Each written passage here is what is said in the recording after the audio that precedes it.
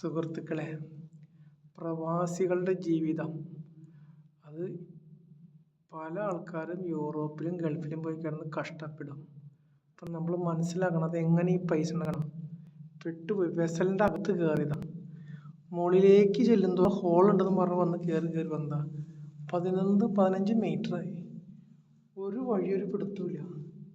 ഇതൊരു ഷുഗർ ഫാക്ടറിയാണ്. ഇതിൻ്റെ പഴയ പൈപ്പ് മാറ്റാൻ വേണ്ടി, അതിൻ്റെ നെറ്റ് ബോൾട്ട് മാറ്റാൻ വേണ്ടി കയറുന്നതാണ്. ഇതിൻ്റെ വഴി പോലും അടഞ്ഞു പോയി. ഇപ്പം ജർമ്മനിയിലുള്ളൊരു പ്രൊജക്റ്റാണ് കണ്ട. മൊത്തം ഇത് ഫയറായി കഴിഞ്ഞാൽ ഇതിൻ്റെ അകത്ത് ചെറിയ ചെറിയ തീത്തരികൾ ഗ്രൈൻഡ് ചെയ്യുമ്പോൾ ടാങ്കാണ് വെസൽ. ഇതിൻ്റെ അകത്തോടെ കയറിപ്പോന്നു. ഇതേപോലെ ഒരാൾക്ക് കയറി മുകളിലേക്ക് പോവാം. താഴത്തേന്ന് പോന്ന് മുകളിലേക്ക് നമുക്ക് കയറി ഹോളിൽ കൂടെ പുറത്ത് കിടക്കാം. പകുതിയായി, 2 ആൾ ഇരിക്കുകയാണ്.